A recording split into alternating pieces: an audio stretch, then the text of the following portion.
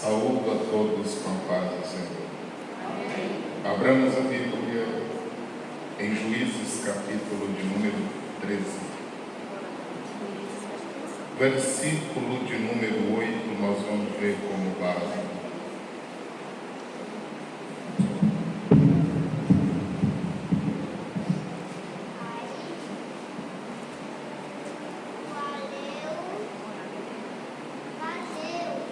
Juízes, capítulo de número 13, e versículo de número 8. A Bíblia Sagrada diz o seguinte: Então Manoá orou instantemente ao Senhor e disse: Ah, Senhor meu, rogo-te que o homem de Deus que enviaste ainda venha para nós outra vez e nos ensine o que devemos fazer ao menino que há de nascer. Amém. Amada Igreja do Senhor, nosso Deus, com base nesse versículo, nós queremos conversar com os irmãos, pensando neste tema, como educar filhos em uma cultura pós-moderna. Estão dizendo que nós estamos vivendo na pós-modernidade. Estão dizendo que tudo é relativo. Estão querendo dizer que aquilo que é errado passou a ser certo, o que é certo passou a ser errado. Como a Bíblia Sagrada, nós encontramos tudo que nós precisamos saber acerca do passado, presente e futuro. Ao olhar para esse texto da Bíblia Sagrada, eu o vejo muito atual para os dias em que nós vivenciamos. A Bíblia Sagrada mostra que o pai de Sansão, por nome Manoá, que quer dizer descanso, tranquilidade, e se nós confiarmos de verdade em Deus e tomar a mesma atitude que esse homem tomou, certamente nós descansaremos em Deus. Porque um dia também Moisés pediu a companhia do Senhor e o Senhor disse que enviaria um anjo, e ele disse: eu não quero anjo, eu quero que o Senhor vá conosco. E a Bíblia diz que o Senhor falou: a minha presença irá contigo e te fará descansar.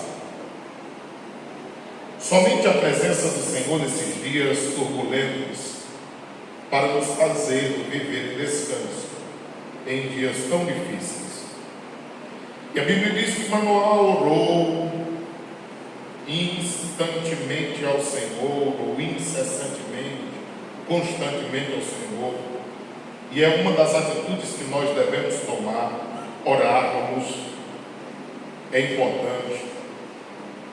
Mas a Bíblia diz que, além disso, ele disse: Senhor, eu rogo-te que o homem de Deus que enviaste ainda venha para nós outra vez e nos ensine, porque se nós vivermos todo o tempo orando, não suplicarmos o direcionamento de Deus para a nossa vida e para conduzir a nossa família, certamente nós perderemos a batalha, porque só oração não resolverá.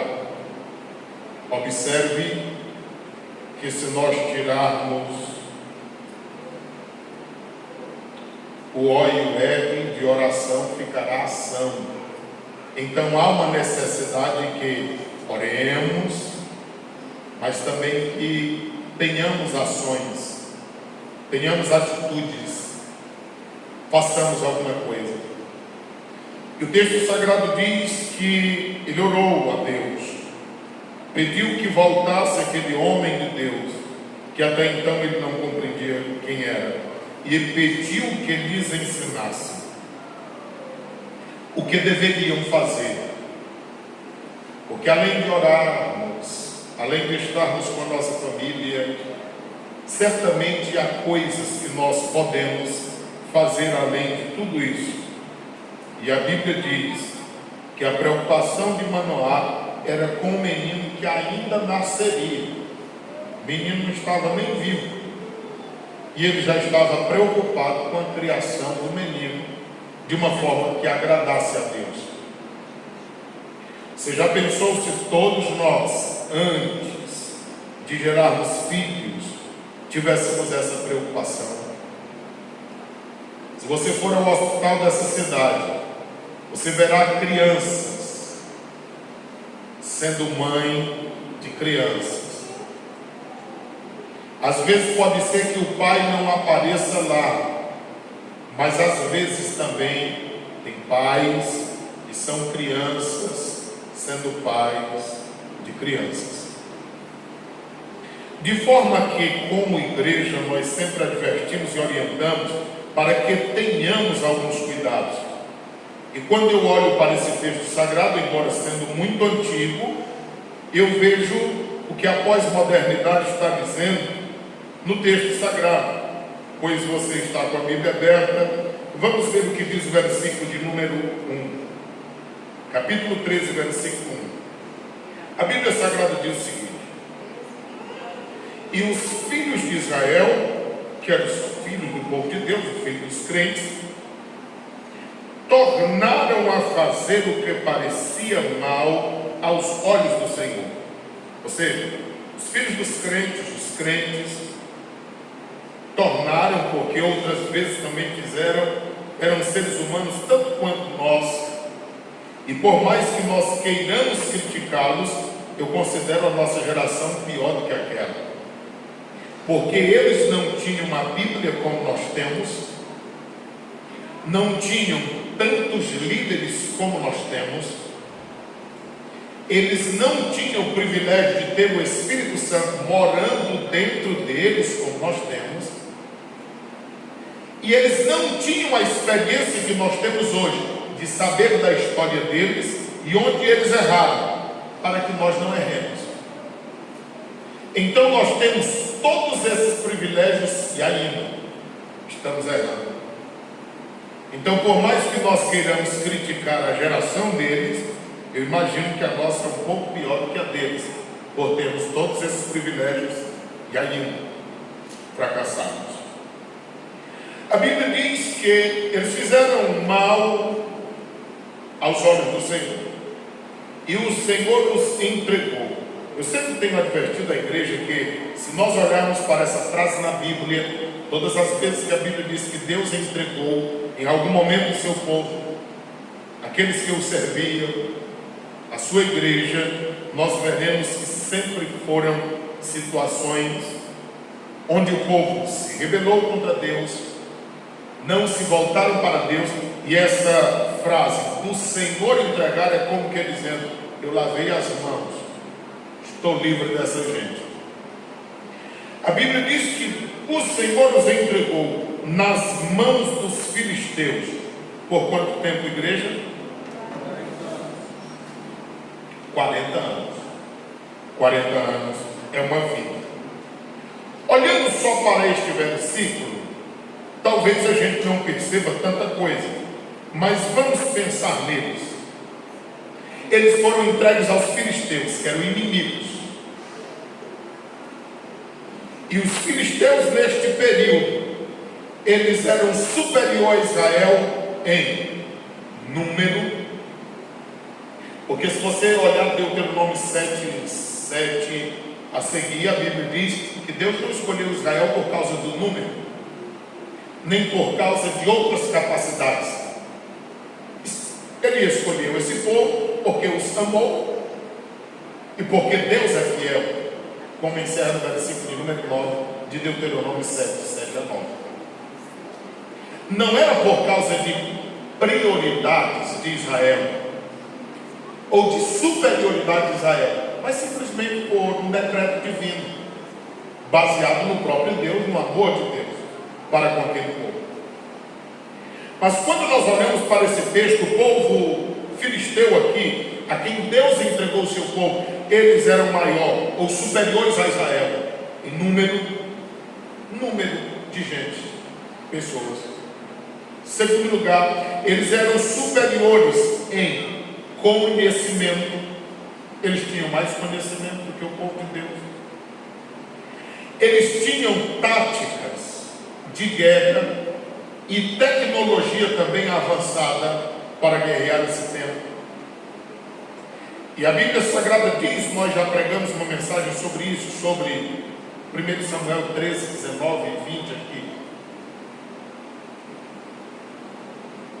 Diz que o povo filisteu, eles tinham um domínio de trabalhar em ferro. Então eles produziam armas trabalhando com ferro. A mensagem que nós pregamos há algum tempo tinha como tema assim: filisteu fica feliz fazendo faltar ferreiro em Israel. Porque o povo não tinha como produzir armas, logo não tinham como lutar. Nós olhamos para o cenário em que nós vivemos hoje, e o povo fica preocupado com ideologias, com governantes. Tem um povo no nosso meio desavisado, desnorteado, fora da Bíblia, muito distante dela, que dizem, defendem e até se irritam dizendo que crente não pode se envolver em política. Mas se nós estudarmos a história de todos os avivamentos, nós veremos agora uma lição sobre avivamento durante esse trimestre. Se nós estudarmos todas as histórias de avivamentos, tanto bíblica quanto extra-bíblica, sempre antes de um avivamento, de um despertamento, Deus entregou o seu povo ao opróbrio. Sempre Deus colocou o seu povo em uma situação difícil para que o povo pudesse acordar. Tem gente que lê Abacuque e pensa assim: ouvi, Senhor, a tua palavra e temi. Eles pensam que eles ouviram uma pregação. Mas a revista atualizada diz assim: Senhor, eu ouvi as tuas declarações e fiquei alarmado. Quando a gente olha no versículo 5 a 6 de Abacuque, aí ele diz assim, que o Senhor está ali enviando uma destruição, porque ele enviou uma forma de esquadrinhar o povo. O que eu quero somente chamar de atenção é que sempre antes de Deus enviar o despertamento para o seu povo, Ele permite que perseguições alcancem o seu povo. Porque o povo tranquilamente, dificilmente decidirá buscar a Deus sem que seja perseguido. Quer ver uma coisa? Quando nós estamos mais atribulados, nós oramos mais. Quando as dificuldades são maiores, nós consagramos mais. Quando nós estamos em problemas terríveis, nós lemos mais a Bíblia Sagrada. Quando as coisas parecem estar bem, a gente quer baixar a guarda. É sempre assim. A não ser que alguém já tenha aprendido a desenvolver uma vida de comunhão com Deus a ponto de sentir prazer na oração. Orar não para pedir coisas a Deus, mas porque tem prazer em se deleitar na presença de Deus. Porque o desejo de Deus é que oração fosse isso. Nós utilizamos-nos de oração para pedir coisas a Deus.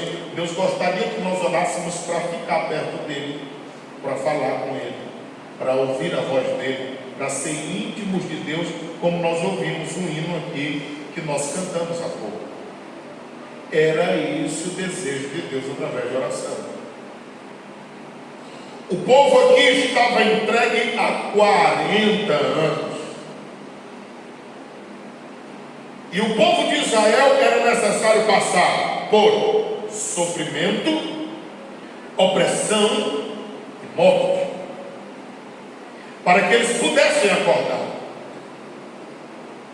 Eu tenho pregado durante anos, e sempre perguntando ao povo de Deus: será que nos será necessário uma perseguição para que nós acordemos? Trabalhos de oração são sempre muito difíceis de serem frequentados. Por mais que nós convoquemos, chamemos o povo, tentemos incentivá-los a orarem, é sempre muito difícil. E eu duvido que alguém que não desenvolve um hábito de oração com a coletividade consiga desenvolver solitário. Eu acho muito difícil. Porque orar é uma batalha. Quando nós olhamos o apóstolo Paulo, que se deleitava na oração, a Bíblia diz em Romanos 15:30 que ele dizia: eu rogo em nome do Pai, do Filho, do Espírito Santo, que combatam comigo em oração. Oração é um combate pesado. Para alguém conseguir desenvolver solitariamente é muito difícil. Nós precisamos criar o hábito de orar pelo menos na coletividade, para que nós tenhamos prazer e passarmos mais tempo quando estivermos a sós. O texto sagrado diz no versículo de número 2 que havia um homem de Zorá, da tribo de Dan, cujo nome era Manoá, e sua mulher era estéril e não tinha filhos.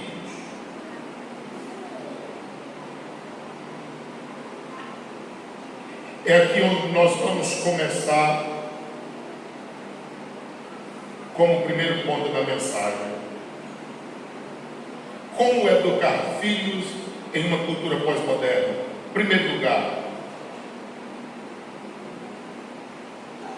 acreditando e inculcando neles o sobrenatural.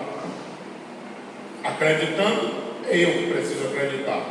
Inculcando, sou eu que preciso repassar a eles aquilo que é sobrenatural. Irmãos, nós somos de uma igreja pentecostal. O Senhor já realizou milagres e realiza milagres na nossa vida, no nosso meio. Nós somos prova viva de que Deus faz milagres.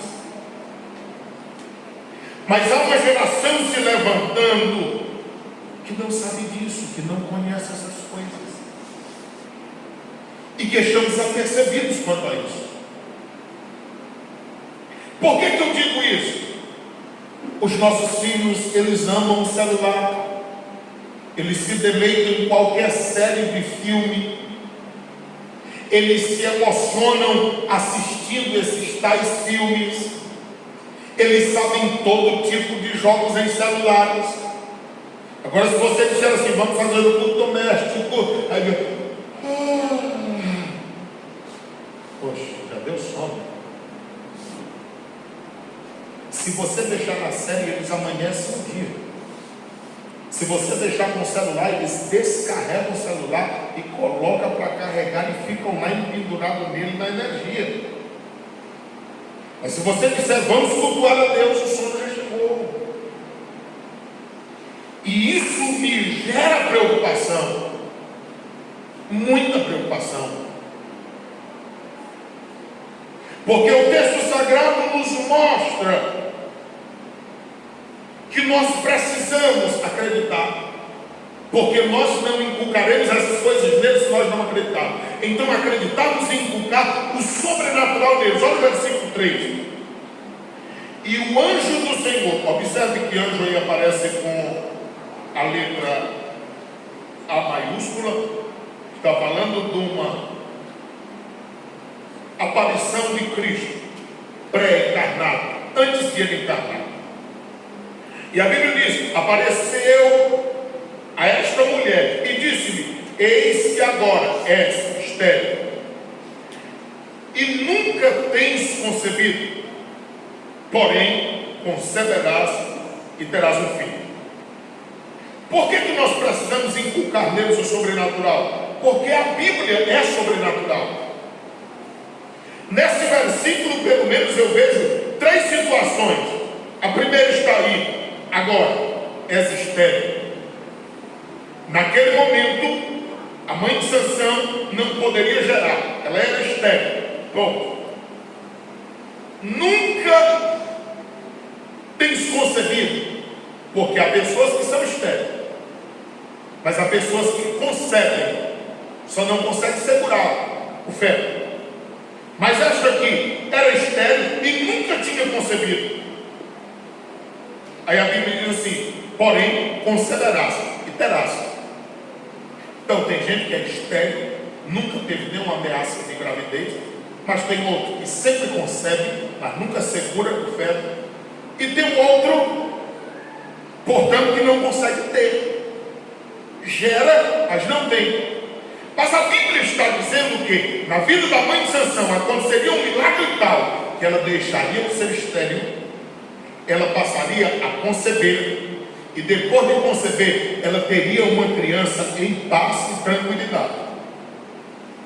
Então a primeira coisa que as nossas crianças precisam saber é que o nosso Deus é o Deus do sobrenatural.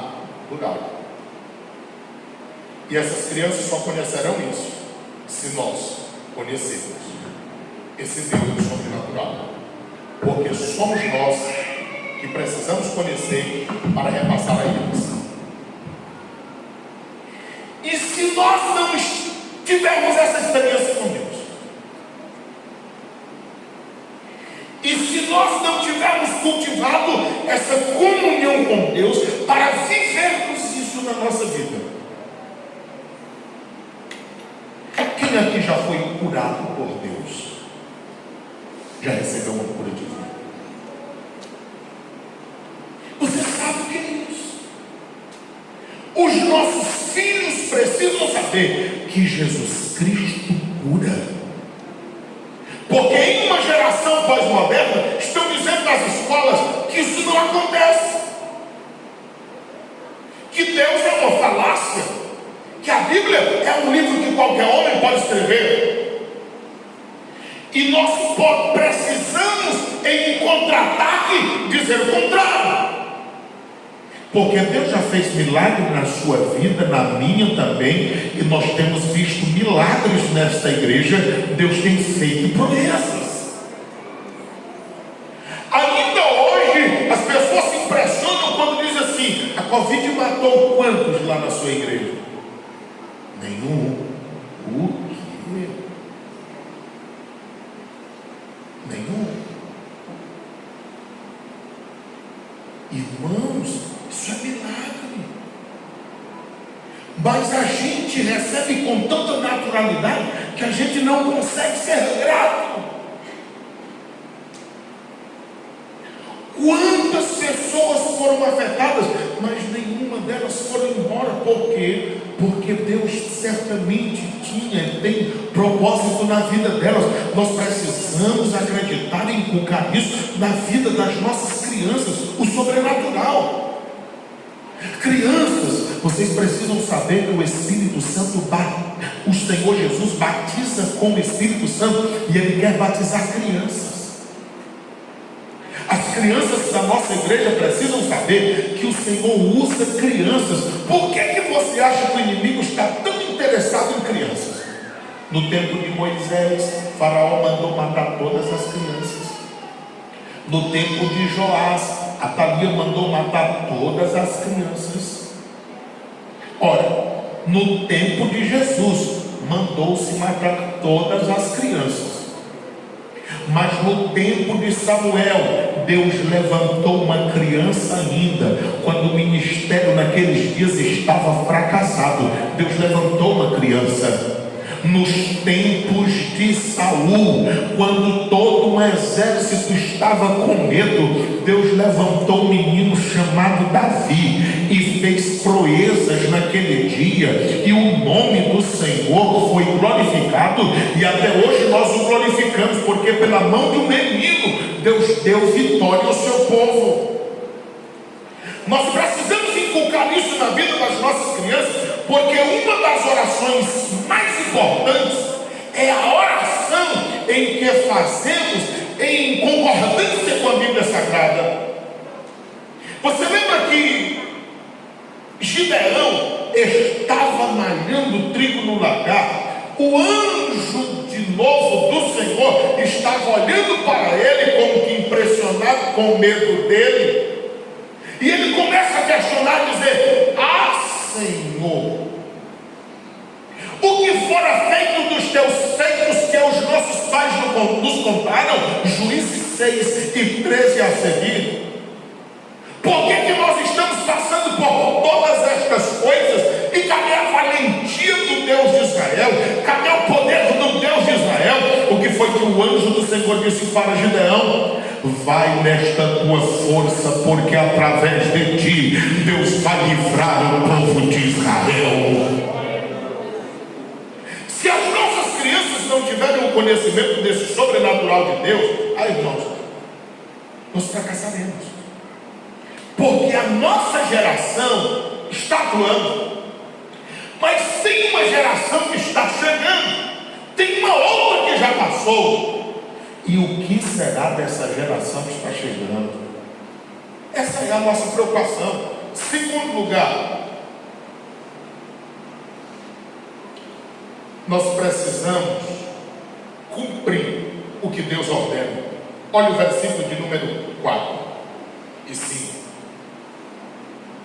Agora, pois, guarda-te de que bebas vinho ou bebida forte, nem comas coisa imunda, porque eis que tu conceberás e terás um filho sobre cuja cabeça não passará a navalha, porquanto o menino será nazireu de Deus desde o ventre, e ele começará a livrar a Israel da mão dos filisteus.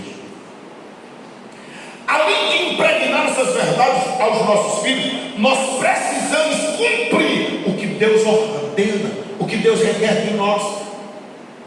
Porque se fala muito de Sansão, se fala muito do nazireado de Sansão, mas não se fala que antes dele nascer, a mãe dele já tinha um compromisso firmado com Deus. Ela não poderia se contaminar com vinho, nem com qualquer outra bebida forte. Ela não poderia ter contato com coisa imunda, porque ainda haveria de conceber e haveria de ter um filho.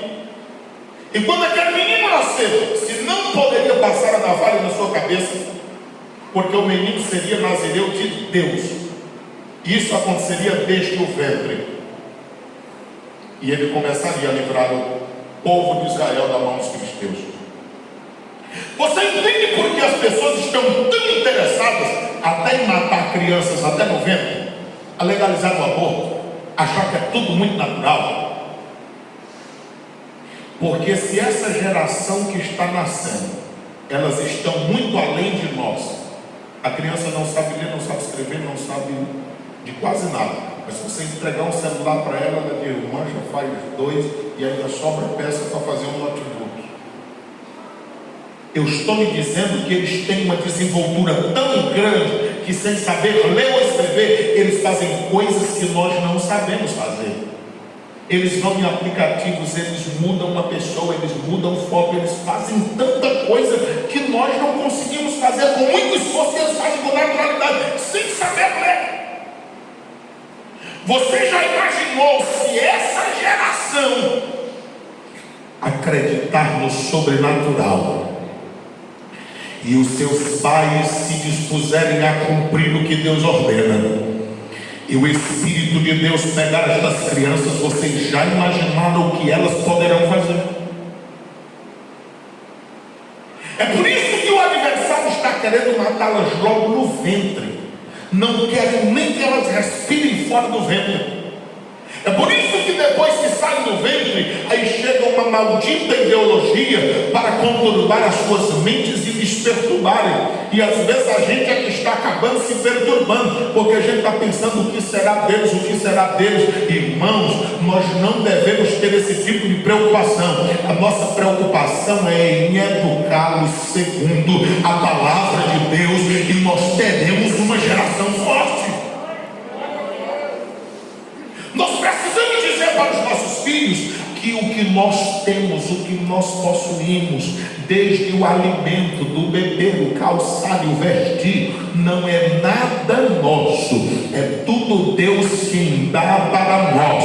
Porque se Deus não nos der a força, a inteligência, a capacidade, nós não sairemos de cima do lugar. Eles precisam saber que Deus é conosco e eles começarão a crer em Deus partindo da nossa vida.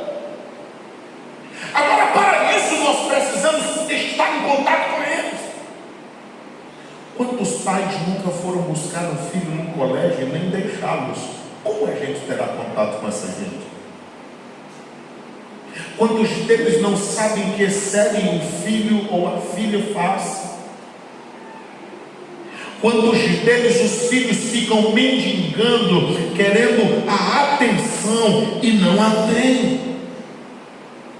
E às vezes a gente quer dizer ainda que é importante, que o nosso tempo é tão ocupado que nós não temos tempo para eles. Nós precisamos rever todas estas coisas, porque se nós não tivermos tempo para os nossos filhos, o dono da boca de fumo tem tempo para eles, a prostituta tem tempo para eles, o homossexualismo tem tempo para eles, o lesbianismo tem tempo para eles, a escola também vai dar tempo para eles, e às vezes com as suas ideologias para destruí-los. Nós vamos isolar os nossos filhos do mundo? Não. Nós vamos criá-los para viver no mundo, mas nós vamos vaciná-los dentro de casa. Quando eles saírem fora, eles têm que ser um Sansão da vida, porque Sansão significava um pequeno sol. Por quê? Porque o grande sol é o Senhor, Ele é o sol da justiça, mas nós somos luz e somos astros do mundo. Os nossos filhos têm muito que resplandecer como astros deste mundo. Então há uma responsabilidade muito grande. O texto sagrado nos mostra, terceiro ponto, sabendo que a mulher é tão importante quanto o homem, mas por amor ela é submissa. Porque aí o movimento feminista diz que está todo mundo em pé de igualdade, o direito do homem é o direito da mulher, isso, aquilo. Espera aí, a mulher é tão importante quanto o homem, segundo a Bíblia Sagrada. Porque na criação o Senhor já tinha um plano da mulher. Porque quando nós lemos Apocalipse 13:8, está escrito do cordeiro que foi morto desde a fundação. Ora, se o cordeiro já tinha sido morto desde a fundação, está falando de presciência de Deus. Ora, ele seria gerado por uma mulher, no ventre de uma mulher. Logo, a mulher já estava nos planos de Deus. O fato de ter criado o homem primeiro não quer dizer que ela não estava nos planos. É porque Deus tem um tempo para cada coisa, e a Bíblia diz que para tudo Ele tem tempo e modo, Eclesiastes 8, 5 e 6. E nós devemos entender estas coisas. Quando nós olhamos para isso, a Bíblia está dizendo no versículo de número 6: então a mulher entrou e falou ao seu marido. Ela tem aquele contato com o sobrenatural, mas ela não fica sem dar a informação, porque por amor ela se submete, dizendo: um homem de Deus veio a mim, cuja vista era semelhante à vista de um anjo de Deus. E o texto diz: terribilíssima. E não lhe perguntei de onde era, nem ele me disse o seu nome. Irmãos, como mulher curiosa, eu fico pensando que a presença dele chamou tanto a atenção que ela não teve o que falar. Somente depois, quando ela conversa com o marido, ela diz: não dei conta de perguntar o nome. E ele também não me disse nada acerca disso. Quando ela tem aquele impacto da visão, tudo que ela fica é impressionada, porque quão terrível era. Às vezes a gente se expressa errado: ah, menino terrível. Não, irmão, terrível é Deus. Às vezes alguém diz assim: oh, o diabo é terrível. Não, terrível é Deus, está aqui. O diabo é horrível. Ao olharmos para isso na Bíblia Sagrada, nós ficamos vendo como quarto ponto da mensagem: comprometer os nossos filhos desde o ventre até enquanto viver. Comprometer os nossos filhos desde o ventre até enquanto viver. Olha o versículo 7. Porém disse-me: eis que tu conceberás e terás um filho. Agora, pois, não bebas vinho, nem bebida forte, as mesmas recomendações, nem comas coisa imunda, porque o menino será nascideu de Deus desde o ventre até quando, igreja? O nascideado, às vezes, ele acontecia por um período de tempo na vida, ou, no caso de Sansão, ele era vitalício. Tinha pessoas que por algum tempo, querendo ser nascideu de Deus, por aquele período, se consagrava a Deus com aquele propósito. Mas no caso de Sansão, era por toda a vida. Ô irmãos, se todos nós, eu lembro que meu pai sempre me dizia isso. Meu filho, eu me preocupava muito quando sua mãe engravidava, e eu sempre dizia: Senhor, tudo que saiu do ventre da minha esposa é para ti. Era a oração também que a mamãe fazia. Irmãos, eu não sei, tem uma coisa mudada no nosso meio, sabe? Antigamente eu vinha para o culto quando criança, e eu amava ficar ali próximo à escada, porque quando o pastor descia da nossa igreja, hoje jubilado, mas ainda congrega naquela mesma igreja, todas as vezes que ele descia era a vantagem que eu achava. Ele colocava a mão na minha cabeça e dizia assim: meu filho, Deus ainda vai te usar muito. Aquilo me enchia de alegria, a ponto de até as brincadeiras, quando eu ia brincar, eu amarrava um pano no pescoço e dizia: eu sou o pastor Ismar, porque assim ele se chama. Então as brincadeiras eram de culto. Abra a harpa, cante um hino, alguém vai pregar, vem. Era assim que nós brincávamos. Por que mudou tanto? E o mais incrível é que Jesus batizava o Espírito Santo no culto de brincadeira. Porque enquanto criança estava brincando, o Senhor estava levando a sério, porque ele estava vendo o propósito no futuro. Hoje em dia esse tipo de preocupação e brincadeira quase não existe. Isso nos preocupa muito.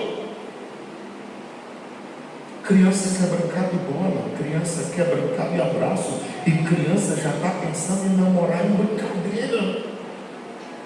Porque às vezes é o que os pais dizem: olha, minha namoradinha, olha, teu namoradinho, isso, aquilo. Irmãos, nós não precisamos estimular a sexualidade dos nossos filhos. Eu sei que às vezes um pai, uma mãe, ele brincar com uma coisa simples com os filhos, às vezes é necessário. Eu lembro do pastor ou missionário Gustavo Johansen, missionário da Suécia, que morou por 30 anos em Teresina, no Piauí. E ele vindo da Suécia, naqueles tempos, 87 a 90 aproximadamente, ele dando um estudo em nossa igreja, ele disse assim: eu vou dizer uma coisa hoje que vai tirar a terra debaixo dos pés dos crentes e vai impressioná-los. Aí ele disse assim: se seu filho lhe pedir uma bola, você vai dar essa bola ou não? Aí o povo ficou e não sabia o que ele dizia. Ele dizia: dê a bola enquanto ele é criança, porque a bola é assim, ele vai receber aquela bola, vai dar 2 chutes nela, porque ele só quer, porque viu na casa do vizinho, e daqui a pouco ele não liga mais para ela. Se você não der, ele vai ficar o tempo todinho: um dia eu vou crescer e vou ter uma bola, um dia eu vou crescer e vou ter uma bola. Um dia que ele ficar maior, ele vai do campo mais próximo, aí lá tem droga, lá tem prostituição, lá tem morte, lá tem... Então ele foi falando de dar aquele contato, mas mostrando para eles que o caminho do céu é melhor, que a Bíblia é melhor, que essas coisas de Deus é melhor. Eu lembro demais a mamãe dizendo: olha, com 5 anos, quem tiver aprendido a ler aqui vai ganhar uma Bíblia de presente. Olha, quem era que não queria aprender para ganhar uma Bíblia? Hoje, quem é que quer a Bíblia, irmão? Você está entendendo? Eu lembro de uma criança que adentrou esse tempo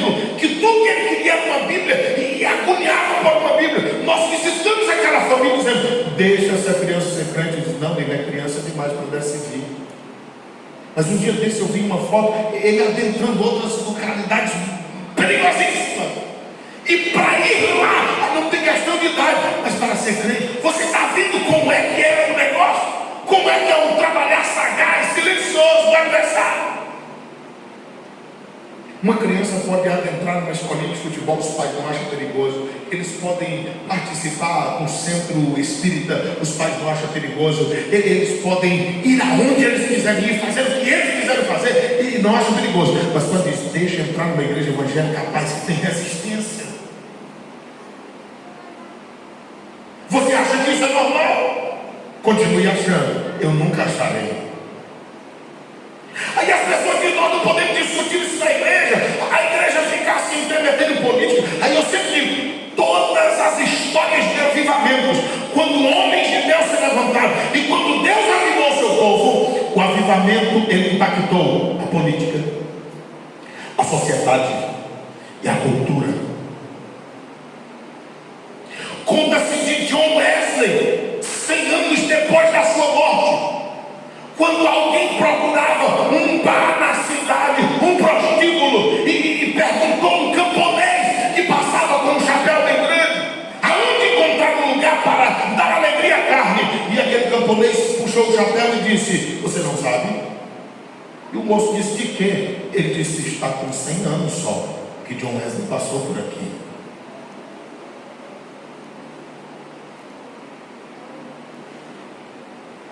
Quando aquele homem passou,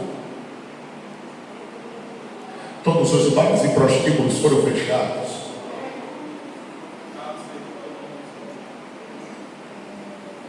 Conta-se que na casa de John Wesley, onde ele orava, havia 2 buracos do joelho dele, do lado da cama, onde ele punha os joelhos para buscar a face de Deus. Você acha que Deus está conformado conosco?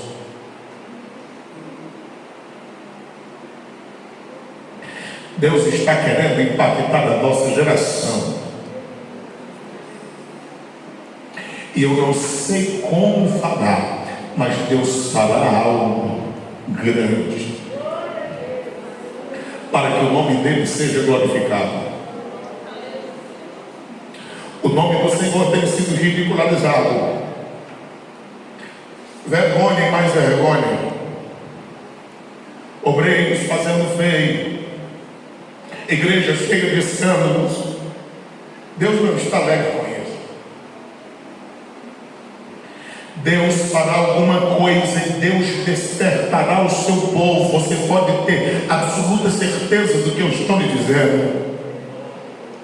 Ainda que no nosso tempo não aconteça um avivamento daqueles de varrer cidades, bairros ou até nações inteiras, mas Deus levantará um povo de uma forma diferente para este tempo, e Ele vai usar a você e a mim. Nós precisamos despertar para isso.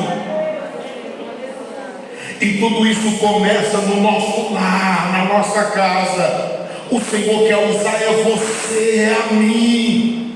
Não adianta nós orarmos só, os nossos filhos precisam nos ver orando, e eles precisam orar conosco. Não adianta lermos a Bíblia só, eles precisam ler a Bíblia conosco, eles precisam ler a Bíblia também, eles precisam conhecer o Deus a quem nós servimos. Quinto ponto da mensagem: pedindo a Deus o ensino que deve ser dado aos nossos filhos. Foi isso que ele fez. Nós lemos o versículo de número 8. Então Manoá orou instantemente ao Senhor e disse: Senhor meu, rogo-te que o homem de Deus que enviaste ainda venha para nós outra vez e nos ensine o que devemos fazer ao menino que há de nascer. Irmão, uma preocupação dessa, ele estava preocupado com o que ainda nasceria. Vamos seguir, versículo de número 9. Deus ouviu a voz de Manoá, pai, mãe, porque às vezes o homem pode ser relapso Se ele fracassar, mãe, levante-se como uma sacerdotisa no seu lar. Porque enquanto fica nessas briguinhas, não, responsável é você que é o homem, aí não, responsável é você que é a mulher. Enquanto nós discutimos quem é o responsável, os nossos filhos não estão esperando no seu crescimento e no seu desenvolvimento, eles estão desenvolvendo. Se o pai não faz, a mãe levante-se e faça. Se a mãe não faz, o pai levante-se e faça. Mas alguém tem que fazer alguma coisa. Se tem algum filho que me ouve nesta noite e a mãe não está fazendo e nem o pai está interessado, você é o irmão mais velho, levante-se e faça a sua parte. Olhe com os seus irmãos, levante-se e faça alguma coisa. O texto sagrado mostra no versículo de número 10 ou 9 ainda, o anjo de Deus veio outra vez à mulher e ela estava no campo. Eu não sei o que Manoá fazia, que ele nunca está no campo. A primeira vez o anjo apareceu e ela estava no campo. A segunda vez ela estava no campo. O que esse homem faz tanto em casa? Porém não estava com ela o seu marido Manoá. A mulher estava sozinha. Observe isso. Veja se não é uma lição. Se o homem fracassa, se ele não está com a mulher, se o negócio dele é estar em casa, se é ela que está lutando, se é ela que está no campo, então tome uma decisão e faça alguma coisa pela espiritualidade dos seus filhos. O texto sagrado diz no versículo de número 10: apressou-se, pois, a mulher e correu, noticiou ao seu marido e disse-lhe: eis que aquele homem que veio a mim no outro dia me apareceu. Observe a segunda demonstração dessa mulher em submissão. Irmãos, isso é princípio. Às vezes o mundo pós-moderno está dizendo: minha irmã, se ele não quer nada, deixa ele para lá. Mas a Bíblia está dizendo que mesmo Manoá estando em casa, a mulher estando no campo, mas toda vez que o anjo aparecia, ela notificava tudo para ele, como que dizendo: se tu acordar ou não, o problema é teu. Agora eu estou te mostrando a responsabilidade que tem a criação do nosso filho, e tem mais: se tu não tomares uma postura, fica contigo e o homem que me apareceu. Agora uma coisa é certa, a minha parte estou fazendo. O texto sagrado mostra no versículo de número 11: então Manoá levantou-se, até que enfim, e seguiu a sua mulher, pelo amor de Deus. E veio aquele homem e disse: és tu aquele homem que falaste a esta mulher? Ele disse: como? Identificação que Deus sempre aparece. Quando ele apareceu para Moisés, ele disse: foi o eu sou que te apareceu, pode ir falar a Faraó. Irmãos, o eu sou está conosco e ele nos ajudará nessa missão. Versículo 12: então disse Manoá: cumpram-se as tuas palavras, mas qual será o modo de viver e o serviço do menino? A mulher já contou 2 vezes para ele, e parece que o bonito não acredita na mulher que tem. Versículo de número 13: então disse o anjo do Senhor a Manoá: é tudo que eu já disse, a mulher já sabe, ela sabe o que deve ser guardado. Ou seja, tu quer saber, tu pergunta a ela, porque tu não está querendo contar comigo.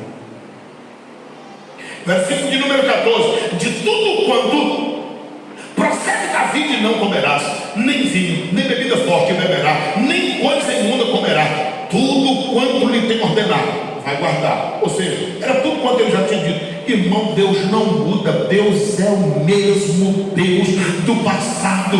A Bíblia não é apenas um livro de histórias. Tem histórias sim, mas essas histórias são para serem aplicadas nas nossas vidas. O texto sagrado diz aqui o seguinte, no versículo de número 15: então Manoá disse ao anjo do Senhor: ora, deixa que te detenhamos e preparemos um cabrito, porque era normal naqueles dias prepararem alguma coisa para o homem de Deus, como até agora eles não estão sabendo quem é. Versículo 16: porém o anjo do Senhor disse a Manoá: ainda que me detenhas, eu não comerei de teu pão. Se fizeres um holocausto, então tu oferece ao Senhor, porque não sabia Manoá que fosse o anjo do Senhor, era o próprio Deus pré-encarnado. Versículo 17: e disse Manoá ao anjo do Senhor: e qual é o teu nome? Para que, quando se cumprir a tua palavra, te honremos.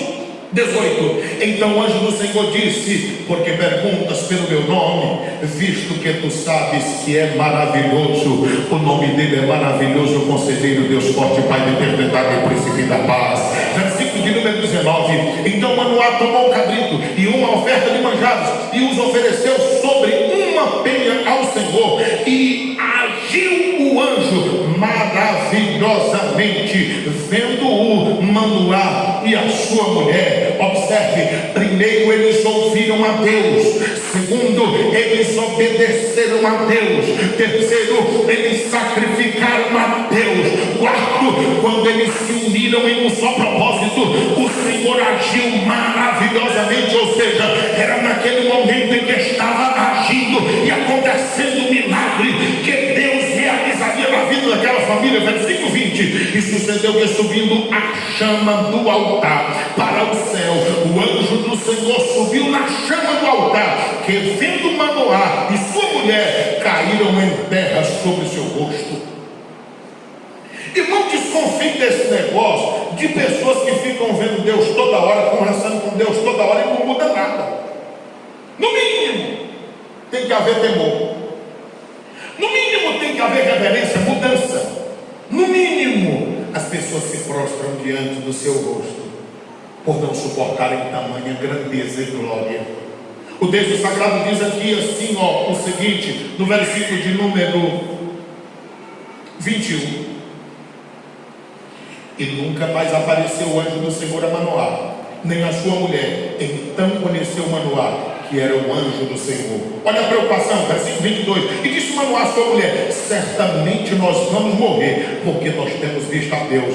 23: a sua mulher disse: se o Senhor nos quiser matar, não aceitaria da nossa mão o holocausto e a oferta de manjares, nem mostraria tudo isto, nem nos deixaria ouvir as coisas neste tempo.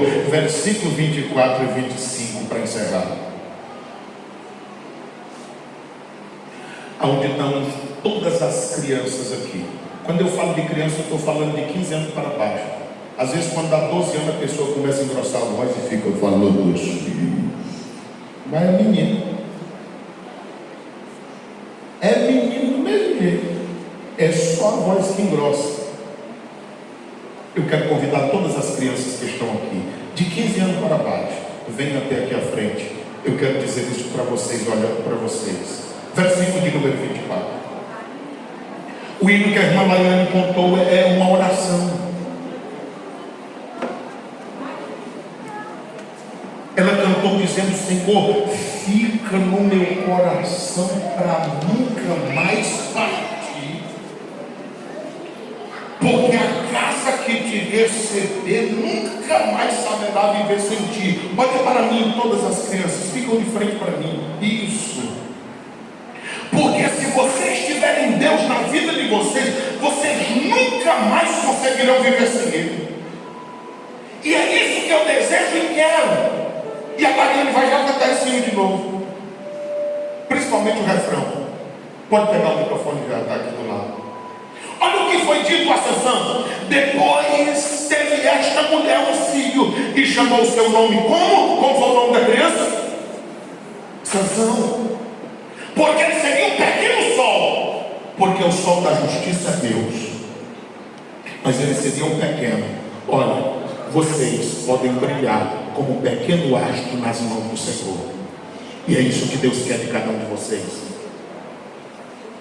Crianças, vocês precisam ensaiar hinos para cantar. Vocês não vão cantar todo culto, mas vocês vão cantar no culto das crianças. Vocês poderão cantar na escola bíblica dominical. E no dia do ensaio aqui, vocês cantarão também no culto com a professora Kelly. Mas vocês precisam desejar isso. Vocês precisam ler a Bíblia. Vocês precisam esquecer essa Senhor, me batiza no teu Espírito Santo, porque Jesus quer batizá-los. O texto sagrado diz assim, que o Sansão nasceu e o menino cresceu. Vocês estão crescendo. Mas à medida que vocês crescem, da mesma forma que Jesus crescia em estatura, em sabedoria e em graça, perante Deus e perante os homens. O Senhor quer que todos vocês cresçam em estatura, em sabedoria e em graça diante de Deus, mas também diante dos homens. A Bíblia Sagrada diz assim, e o Senhor os abençoou. Quantos aqui são abençoados de Deus? O Senhor tem abençoado todos vocês. Há crianças lá no mundo que na idade de vocês já tiveram a vida estragada, já foram abusados, já passaram por situações difíceis, e vocês que estão aqui, foi Deus quem preservou vocês, é Deus quem tem guardado vocês, e eu não tenho dúvida, para um propósito maravilhoso. O texto sagrado diz assim, olha, e o Espírito do Senhor começou a impelir de quando em quando para o campo. Vocês já têm idade de ir ao campo. Eu estou falando de evangelismo, estou falando de cantar em um culto de rua, estou falando de ensaiar um hino para cantar. Olha, uma pessoa adulta do meu jeito às vezes irrita o povo. Uma pessoa adulta falando o que eu falo, às vezes tem gente que sangue com a gente. Mas se vocês pegarem o microfone em um culto de rua, as pessoas param e ficam dizendo, olha uma criança cantando. E através da vida de qualquer um de vocês, Deus pode fazer um mover de Deus nessa cidade. Na escola vocês têm que ser o exemplo. Porque se vocês forem bagunceiros, o que é que vão dizer na escola? Olha, esse menino, e é crente. Vocês têm que estar lá como um servo de Deus e como uma serva de Deus. Quem está entendendo, diga amém. Laiane, cante só o refrão deste hino para nós orarmos por estas crianças.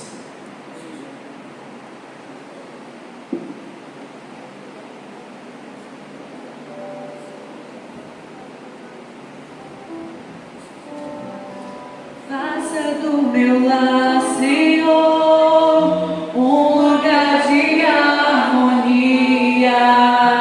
Canta isso, Faça do meu coração tua casa todo dia,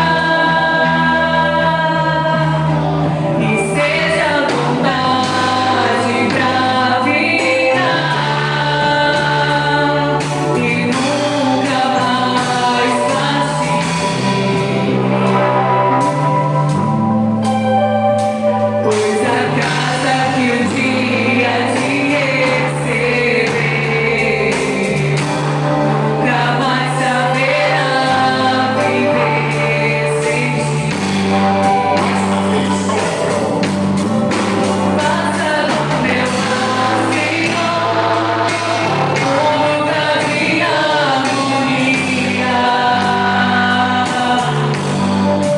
Faça do meu coração tua casa todo dia, seja vontade pra virar, e nunca mais vazio.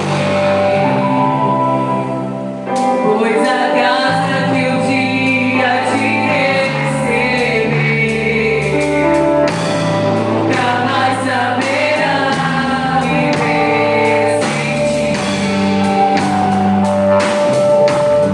Senhor querido, eu quero te pedir uma bênção especial sobre a vida de cada uma destas crianças que vieram até aqui à frente. Senhor, o Senhor sabe a luta que o inimigo tem para destruir, para acabar, mas nós queremos te pedir uma bênção especial na vida de cada uma destas crianças. Olha para a vida de todos eles, ó Pai. Assim como o Senhor tem guardado até aqui, continua a guardar, continua a proteger, continua a ajudá-los de uma forma especial. Senhor, eu quero te pedir que o Senhor unja cada uma dessas crianças e use com poder e autoridade. Dê a eles a palavra da sabedoria, da ciência, encha-os do teu Espírito Santo e dá vitória e graça para cada um deles de uma forma toda especial, porque nós acreditamos que o Senhor é poderoso para agir e ungir na vida de cada uma destas crianças neste tempo de tanta dificuldade, mas o Senhor tem protegido, tem guardado e tem ajudado a cada um deles. Senhor, dá sabedoria a cada pai, a cada mãe, para que nós possamos conduzir o nosso lar em tua presença e que a bênção do Senhor seja sobre a vida de cada um de nós. Eu quero te pedir, encha-os do teu Espírito Santo, dá da tua graça e abençoa de uma forma especial a vida de cada uma destas crianças, para que elas cresçam na tua casa, mas mais do que crescer na tua casa, sejam cheios do teu Espírito Santo. Há relatórios desta igreja que em tempos passados o Senhor batizou um coral de crianças no teu Espírito. Senhor, faz de novo, faz outra vez, porque o Senhor não mudou, o Senhor é o mesmo. Senhor, levanta crianças com desejo de pregar a palavra, levanta crianças com desejo de cantar para te adorar, levanta crianças para serem verdadeiros evangelistas, missionários lá na escola, por onde passarem. Levanta criança para ganhar até os próprios pais, que eles aprendam aqui na escola dominical, que eles aprendam a tua palavra aqui no projeto Samuel, que eles aprendam a tua palavra na tua casa, e que como um verdadeiro missionário ganhe a sua família para o louvor do teu santo e bendito nome. E que da forma como aconteceu na vida de Sansão, porque o menino cresceu, o Senhor abençoou, que esses meninos cresçam, e que o Senhor abençoe cada um. E como o Espírito começou a impedir Sansão, ó Espírito, começa a também trabalhar nestas vidas, faz com que eles levantem, que os pais não se espantem quando eles se levantarem pela madrugada falando em línguas, quando se levantarem eles estiverem de joelhos ao pé da cama.